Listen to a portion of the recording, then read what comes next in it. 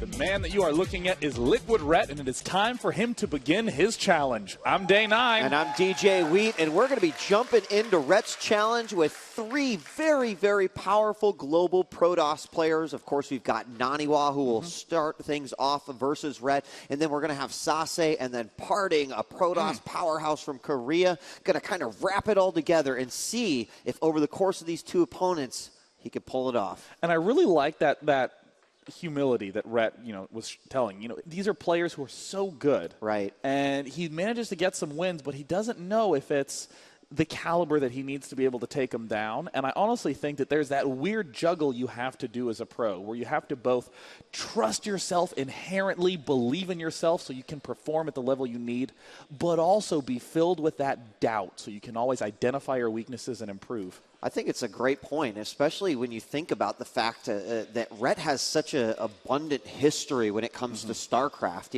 In fact, I didn't meet Rhett in StarCraft 2. I actually met him when he was a Brood War player at a BlizzCon event, and I was just, thrilled to learn more about him and his travels and what he had done. And, quite frankly, I just love Rhett's attitude about the game, and it's why he's still one of my favorite Zerg players. So it looks like we're officially live. We see Rhett in that game on Daybreak as it's time to begin Rhett's challenge. Rhett is well known for being one of the most popular players in StarCraft 2 just because he defines what it means to be standard and strong. Doesn't do unorthodox builds, doesn't do a lot of surprises, but the thing that always surprises you is how much stuff he has. He gets maxed faster than any Zerg. I have seen him maxed in a standard ZVP by 12 minutes and 30 seconds. Most players do that close to 14 or so, but Rhett never misses a larva. Right. It was just one of the things that just stood out so much when Rhett first started playing, and we saw him at his first MLG event. And, it was just so obvious. It was like, how is he at 200 max while his opponent's sitting at 118? It's just amazing. And so I love the fact that Rhett has chosen, a place where he really feels like he needs to work on. Obviously, building drones, not a problem. Getting those overlords and maxing out, not a problem. But transitioning to what he needs late game, and this is also something that many Zergs are having problems with. So hopefully the education will transcend beyond the Red Bull LAN, and you guys, all you Zerg players out there having some of the similar issues, will learn something here today. Yeah, let's actually talk about some of those timings that have been so important in this matchup. Right around 6 minutes and 30 seconds, that is when the cybernetics core has been done long enough that the Protoss has to have started his tech. His tech must be decided at that point in time. Warp gates finish as early as 7:45, but more typically 8 minutes and 15 seconds, 8 minutes and 30 seconds. Ooh, Rhett with a very nice pick on that third base.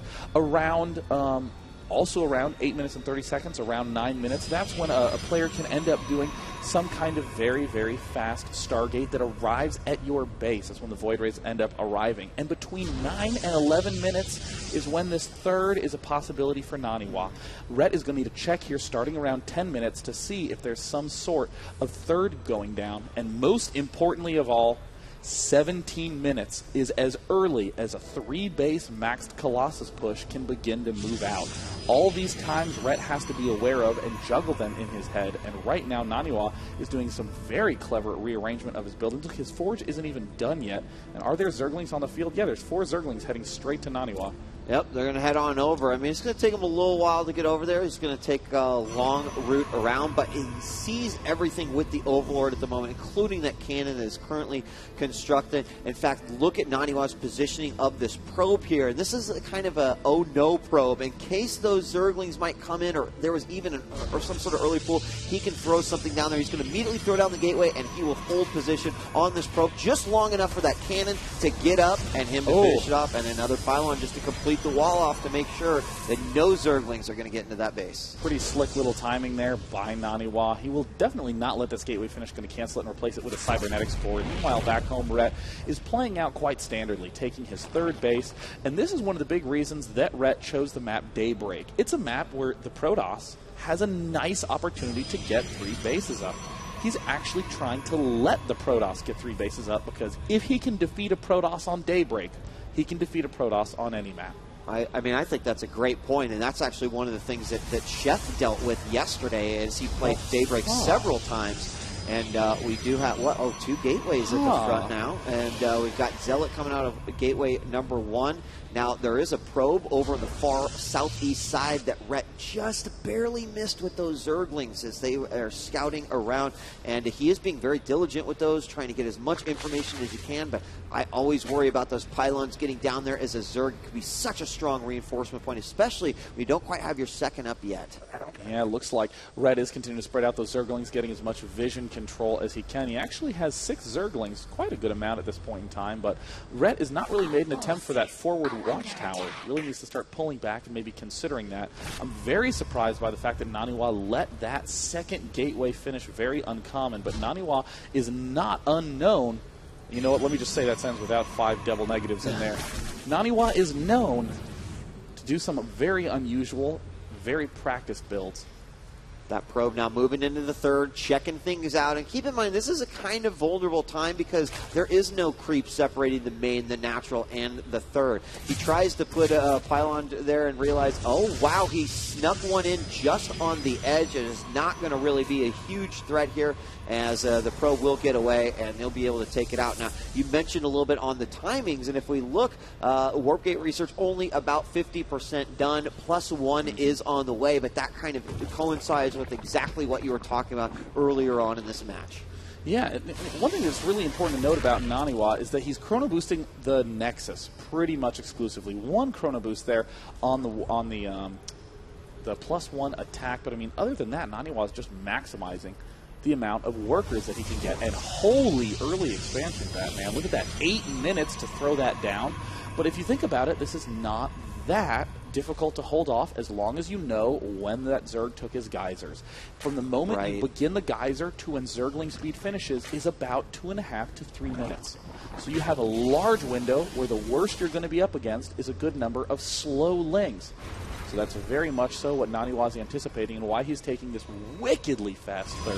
Holy cow, that is fast. It is pretty fast. In fact, he's just going to go ahead and build all the gateways for the wall-off right there, and it's got to be a little surprising to this sole Zergling that has seen this entire wall and the cannon go down with just sentries there to defend and, of course, the cannons. But, you know, without speed really being close, it's going to be a tough one. So Rhett responds by, well, I want to be 1 base over, so let's go ahead and take that fourth.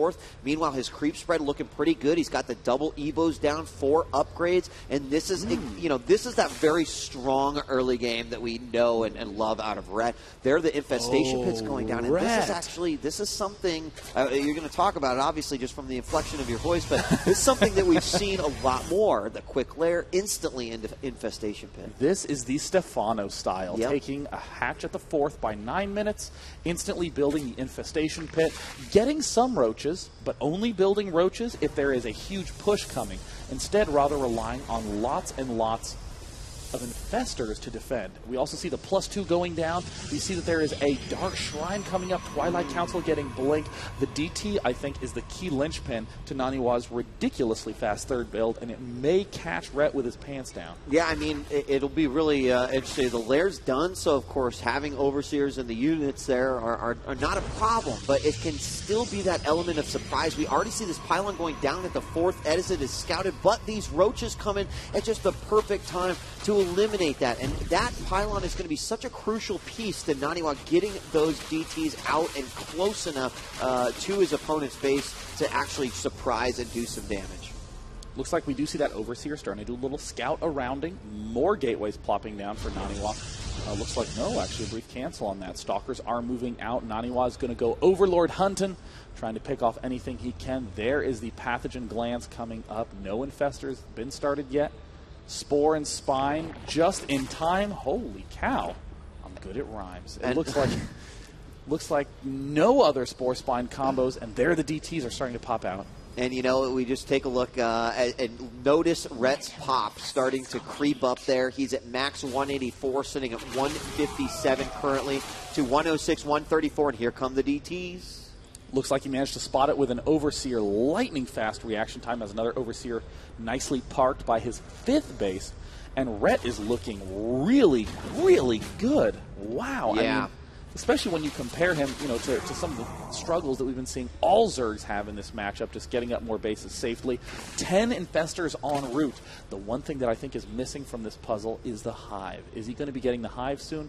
Is he going to be getting Spines soon? He's actually at 85 drones. If you want to go for that Spine style, you need to have close to 100. And just taking a quick look at the worker and army supply of both of these players, where you see Rhett at 91 army versus 52, and then, of course, the drones all the way up to 92 as he is about to max out. He's over here taking out a Zealot here, and he needs to be careful. He sees this giant force. Oh, NaNiwa, nice blink right out in time, but it looks like the key pieces to that army, the sentries managed to fall. Looks like NaNiwa will be forced to throw down some defensive sentries and pull back. And this is always the huge confidence booster that you will get, is when you have been playing against people who you don't think are as good as NaNiwa. You beat them, but you say to yourself, maybe I'm missing something, maybe there's a big weakness, and Rhett is showing no signs of weakness at all. My God, Rhett is playing well. Yeah, he's looking good, but you know what? You mentioned it, Sean, and that is like that transition. We do see the Hive going up. We do see the Spire going down, so he's begun that transition, something that he feels like gives him a problem. Another thing that I really like is just this creep spread up at the 4th, just a great way to try to delay that in case NaNiwa does actually decide to go for a 4th anytime soon. But his Infestor count looking very good. Right now he's sitting actually with how many? 10 Infestors. Wow. Apologies. And 70 Zerglings on the 17 Roaches as well. And he is controlling this middle like a boss. Very much so like a boss. There's nothing unboss-like about any of the moves that Rhett is doing. Really slick play, because this is the transitionary period Rhett talked about so much that he struggled with. At this point in time, Rhett used to be maxed with Roach, Hydra, Corruptor. Then you go Broodlords, and what do you have? You have Roach, Ling, Broodlord. Where's the Infestor in that mix? What Rhett's going to be doing now is he's getting the Infestors first. Infestors are much better defensively as opposed to Broodlords, which are much better offensively. So with this army, what Rhett can suddenly do is just sacrifice food by hurling Roaches, hurling Lings, then he builds the Corruptors, gets up those Broodlords, and he has had a very easy time to stay alive. And here's that moment right now, Marcus, as he's sending everything but the Infestors. He's going to be spining his little heart out. All he has to do is make sure he keeps droning. Look at that, 91 drones. I think Rhett is really, really come on to something brilliant. Yeah, and he's, again, just making all the right decisions. Here come all the Spines at the middle. If we look, they all just get plopped down in a nice little line. And, this is just such a... He's still got control of the tower. He's obviously got his Spines up. And one thing I want to note is that NaNiwa is on, 3 Robo now, as he's pumping out double Colossus. And I thought there was another Robo. A third Robo somewhere hiding. I found it. There is. So NaNiwa heard us say his plan and tried to disconnect the internet. Fortunately decided against it. So triple Colossus basically being output, and then also another Stargate going down. So curious to see exactly what he's going to be mixing into there. There's extra Warp Prism is going to be coming out there, as he's definitely looking pretty good with that Colossus count. So I feel like this is exactly the kind of thing that Rhett wants to be able to deal with better here. Yes. I mean, right now, 17-minute mark. Here's that maxed Colossus army Zerg struggle with so much. And what do we have back home? We have a giant sweep of Spines. The Broodlords are coming up. This is the moment where Rhett would ordinarily lose. And here comes the maxed Colossus push right on time. But it looks like Rhett's going to have none of that with his giant wall of death. Yeah, I thought he was going to use the Zerglings to flank from the back. He needs to start getting these Fungals down. He does, spreading the green goo across that army. The Corruptors just coming out at a perfect time. Good Michael back by NaNiwa. But look at everything just getting demolished there at the front. Hard for the ground army to actually get out there and deal additional damage. Oh, no, it looks like the Zerglings are falling in stride.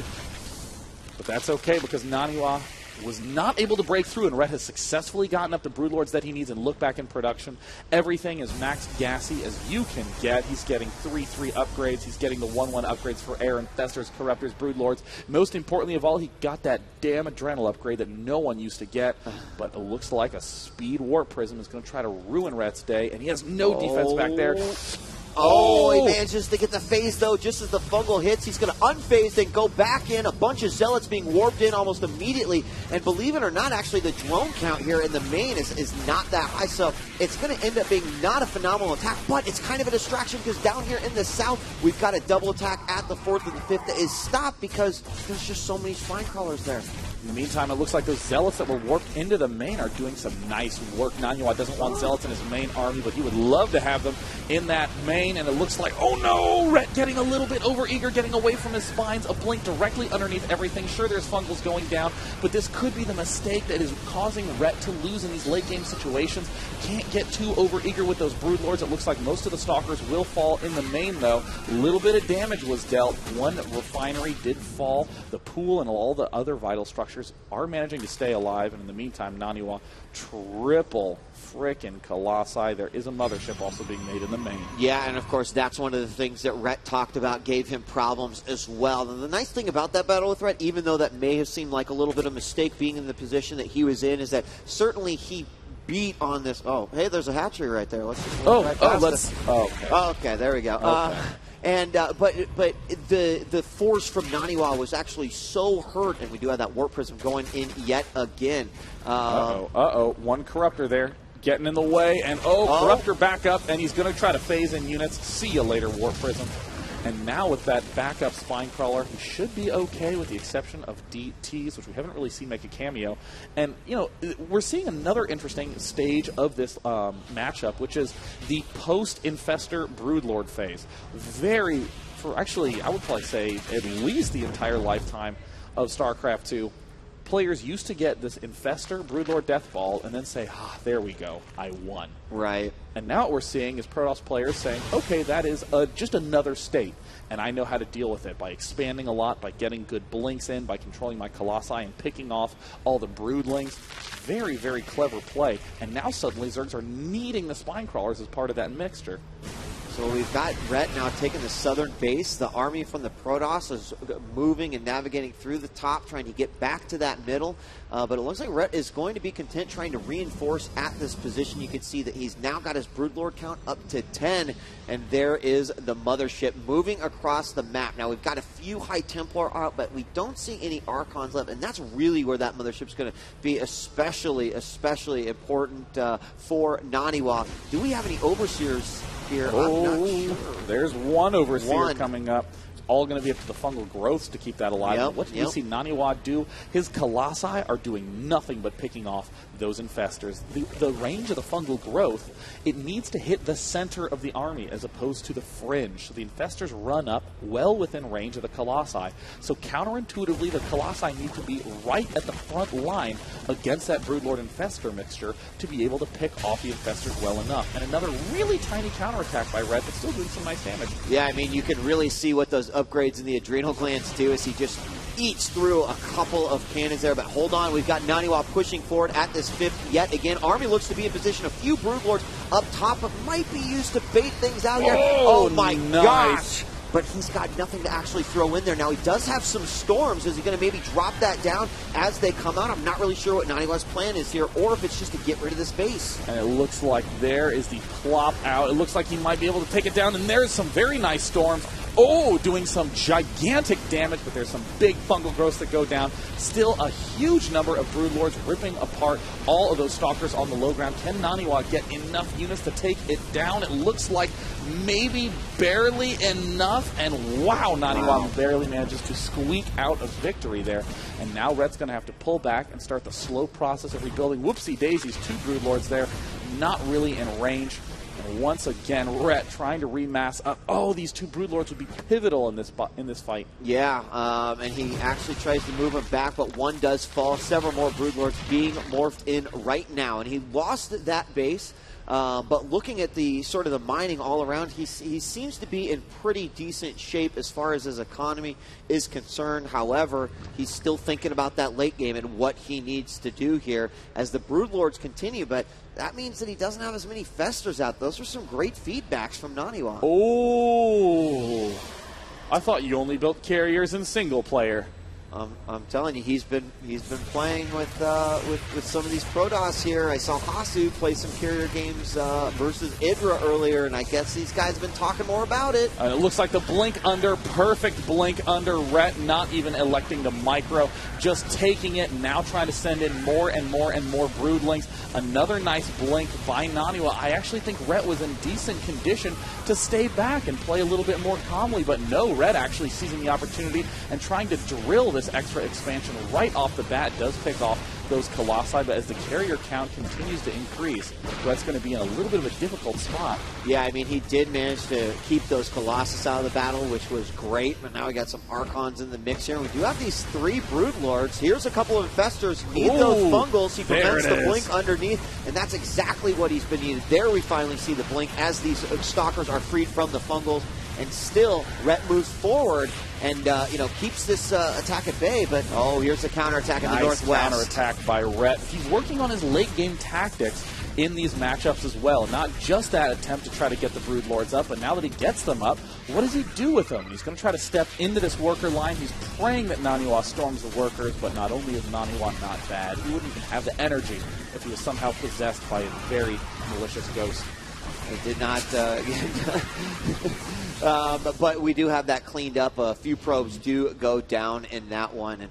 And what is Rhett doing now? He mentioned during his interview, Sean, that he feels like he knows what he has to do, but sometimes you just kind of, he kind of wavers a little bit, doesn't quite know exactly what to deal with. Well, NaNiwa is about to throw a pretty large wrench into play here as we see the Interceptors coming out here for the carriers along with that mothership. He's going to have a whole nother composition that he's going to have to deal with. He's only got now 4 Corruptors. I don't see a whole lot of Infestors out here. He's definitely got to keep a good balance here because he's going to have to be able to take care of those carriers. Now, I can't believe I'm actually going to say this, but it looks like NaNiwa doesn't know about auto-build for Interceptors. If you actually just right-click on your Interceptor, just auto-builds. I saw queued Interceptors. I did too. My gosh. How red his cheeks would be if he knew.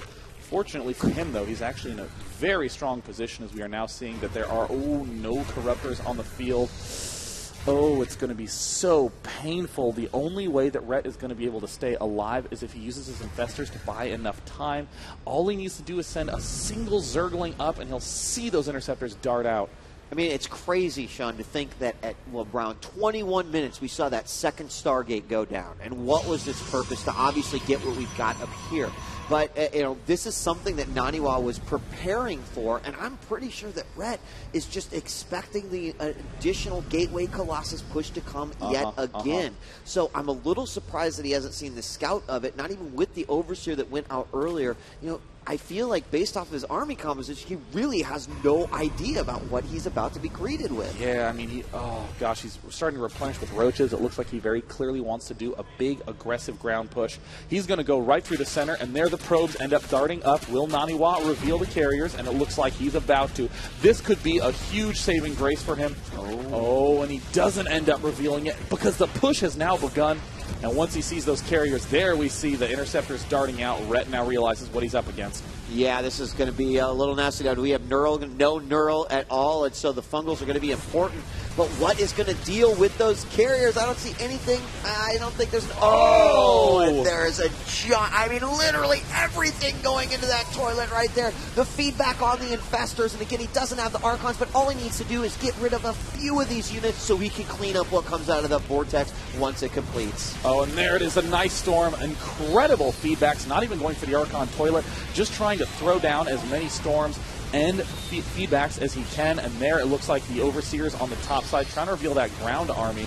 But at this point in time, NaNiwa just has such a huge amount of carriers. I mean, he's at 8 carriers right now. That's almost a win state. Wow, and you know what? For a unit that no one ever uses and we hear mocked almost on a weekly basis, the pros are figuring out where it finds its place. This late game transition that we've been seeing more and more, that I've seen this weekend alone, and now this wall of spine crawlers. Unfortunately, there is not anything that these carriers worry about as far as that's concerned, and this base is certainly going to fall to this air Protoss force. And it looks like the Roaches just waltz under, easily clean up the Archons, and this is going to be the one attempt Rhett has to start stepping back into this game. Carriers are slow.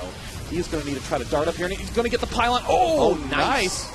Looks like he'll be able to target fire this quite well. Does he go after probes? Does he go after the Nexus? It looks like he does think the probes is going to be the better choice. Right now, NaNiwa down to 44 probes. It's so much DPS going on right there, and he actually didn't have the Overseer, so I think that was smart to not go after that Nexus just in case it did get cloaked by the Mothership. Oh, actually, he has an Overseer right there above the Roaches, so never mind that, but we have another force coming out here. Archon will get taken out, but again, we have Corruptors being built, but what is his number at right now? It looks like he has only 6 Corruptors, Marcus, and a nice burrow. Ballers! Going to go ahead and hide there till he heals back up, and maybe he can pierce this expansion a bit. Right now, Rhett's goal is to try to get as many geysers as he can get going. He's looking pretty dry all around the map. Yeah, he's trying to get that 5th base at the far southern position up yet again. There's those Roaches unburrowing, as you mentioned, getting rid of these Zealots, and then trying to squeeze in either back to this base that NaNiwa is trying to put up right now, or to the northwest to get rid of that one. But so far, Rhett's attempts to kind of disrupt the economy of his opponent have really been handled nicely by NaNiwa. Looks like NaNiwa does have vision of those burrowed Roaches and might be able to take them out if he notices. Right now, looks like NaNiwa does want to try to sweep south. In that unit count station, just 8 Corruptors, so few. The only way he's going to be able to stay alive is with counterattacks and speed. And that's exactly what he's doing. Now, keep in mind, these are fully upgraded Zerglings at 3-3 with the Adrenal Glands. He sees that there's no mining going on here. So, production seems to be the most, the smartest thing to go after. However, he's going to go ahead and bring it back to looking for anything that he can poke at. He's going to go after this front Nexus. Meanwhile, in the back, the Roaches have kind of disrupted the mining here as well. So Rhett is hanging on with everything that he's got. We're now hit the 35-minute mark here in this first game. It's crazy. Rhett said, I want to practice laking. Yeah, and here's the practice happening at him right now. The real question is, can he lock down this base? Wow, Rhett did manage to take that down. This base actually has plenty of minerals for NaNiwa.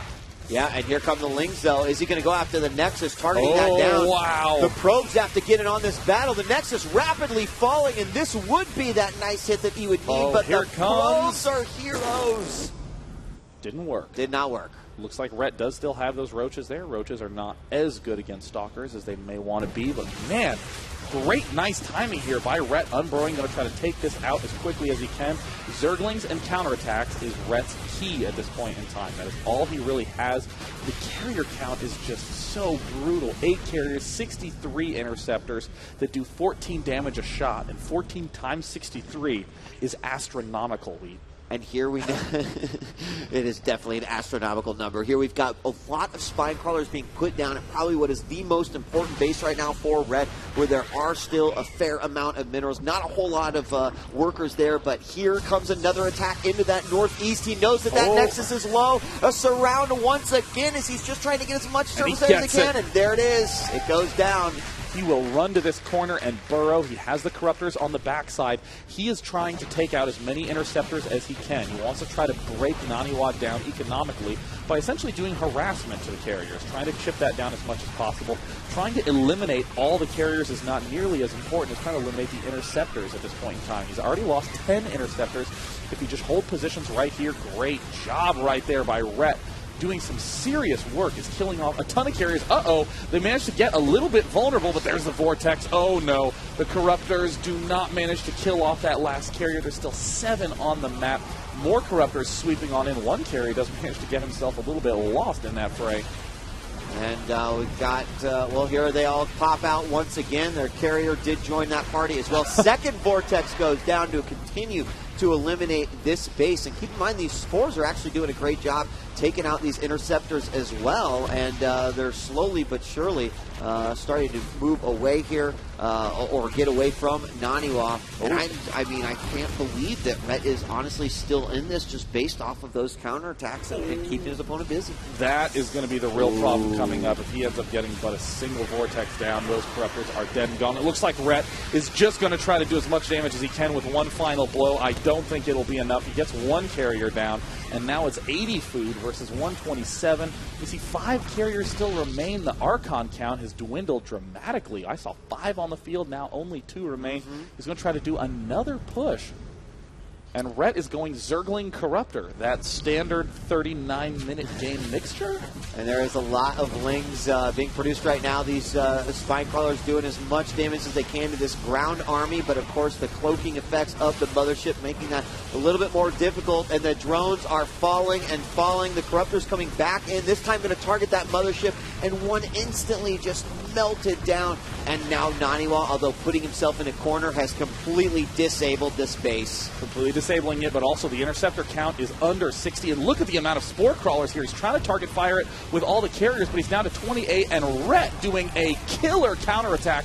NaNiwa may have made a game-losing blunder right there. Down to 15 interceptors. 15 all the way from 63. And there's the nice surround. Rhett is taking out this north base. This game is insanity. This game is so insane that Rhett might not even be able to do all 5 games that have been planned. Yeah. And he asked me, is there going to be 5 games? It's like, well, if there's any crazy long ones, it may change. And look at this. It's happening. Now, this base is going to go down. He desperately needed to eliminate that base. Suddenly, both these players, they're starving for economy. And, here come the Zerglings yet again. There is an Archon there and a few cannons. Meanwhile, we do see the mothership and this carrier force possibly trying to intercept these, no pun intended, these Zerglings right here. And I think he's going to do it. He does not want to lose. Every unit is so crucial right now based off of the economy of these two players. I mean, theoretically, NaNiwa should be light years ahead in his position. He has 5 carriers, but he's been losing so many interceptors due to the spore crawlers and all those other anti-air shenanigans from Rhett that really hasn't had the opportunity to. He just needs to make sure he keeps burrowing lanes in these situations, doesn't try to get too over-eager and catch himself in an awkward spot. He can just run here and easily burrow, which it looks like he elects not to do. Ooh, it's very easy to forget about burrow at this stage in the game, but Rhett has to keep that memory up. Yeah, I mean, taking a look at the units now, 4 Corruptors, 19 Zerglings, a lot of larvae, but really it's just the economy that is not there. We see the creep is pretty much all but gone. We do have a lot of spore crawlers here continuing to beat away at those interceptors. Of course, they are being rebuilt and replenished by NaNiwa as quickly as he possibly can.